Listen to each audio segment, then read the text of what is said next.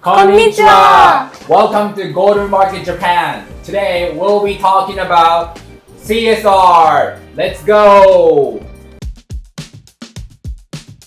Yeah, hey mate, I would like to talk about CSR, which stands for Corporate Social Responsibility. Okay, first of all, what's your impression about CSR as a consumer?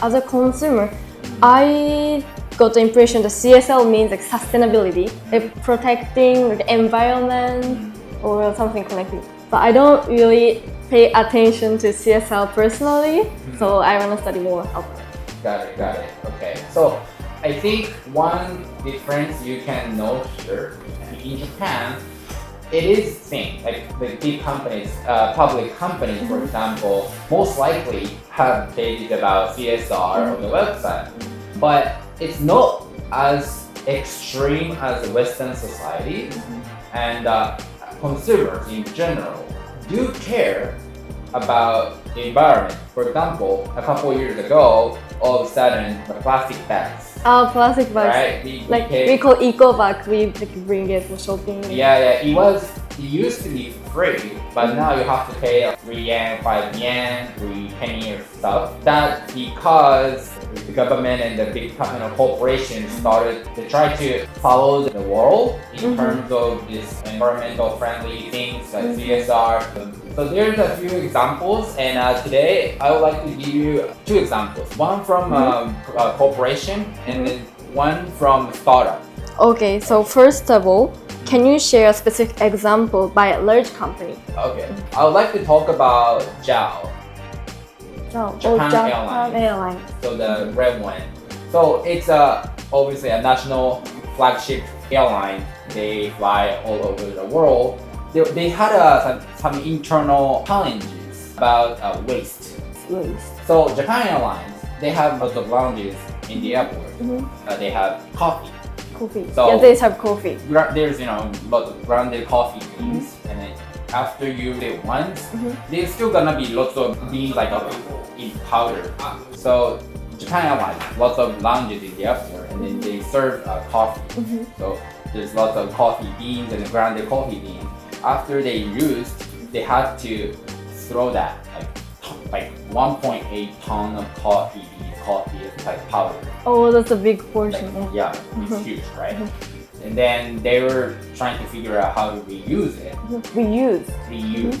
Yeah, so instead of throwing that away, they are looking for solutions. And actually, this is where startup help come in. And then one of my brand portfolio companies called the Ethical Spirits. It's a startup company. Startup, yes. Ethical Spirits distill gin out of unused ingredients, for example, such as sake kasu, coffee beans, lots of stuff like beer. And then the Ethical Spirits gave a solution. So they start reuse the coffee powder and then distill it to add the extra value and then create a gin out of coffee. Oh, interesting. So they made a alcohol gin from waste. Such as coffee powder or sake. That's right. Wow, that's interesting. In the airport or in the lounges, JAL sells the bottle and also serves the gin on the plane. This is a very unique example and also distinguishable because when you talk about CSR, it's a little bit too broad of debate. Right. Like we're gonna change the world or improve blah blah blah. But like at the end of the day, as an individual consumer, your message has to be really different. What I want to tell you is that this CSR activity is big companies have to have this as one of their agendas, but to improve your corporate value or really make changes, you have to address that from a consumer perspective, and again, make that your campaigns or activities related to consumers. So you have to make it relevancy to consumers. Yeah. I would say that because if you're a Fortune 500 company and big things, that's great.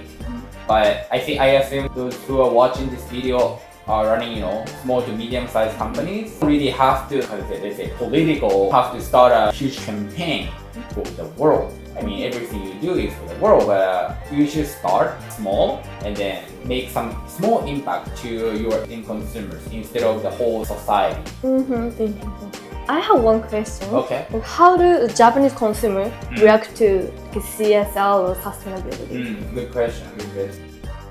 I feel like the people's awareness for sustainability is really low compared to Western countries. People in Japan have lower awareness for like sustainability or CSL. But is this still important to like pay attention to CSL in Japan? Yep. So for example, in Europe, when you there's some people that avoid planes, like flights, to save the gas. Oh, okay. But I don't really think that's a hot topic in Japan, and it's even geographically speaking, we are again an island country, and lots of information, lots of stuff happening outside Japan comes a little later. It takes time to get to Japan, and Japanese have their own lifestyle, so there's always a discrepancy. But it doesn't mean that people don't care. More like I think the Western society, especially Europe, is very far advanced, or I would say try different things. I don't think they are always right.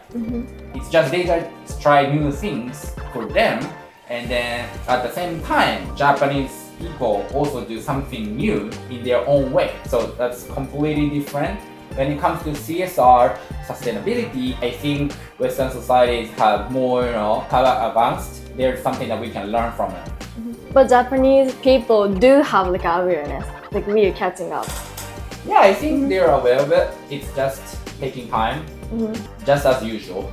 CSR is also important like for business in Japan. 100%. Okay, so thank you for watching this video. If you liked it, please hit the like and subscribe button. See you in the next video. Sayonara.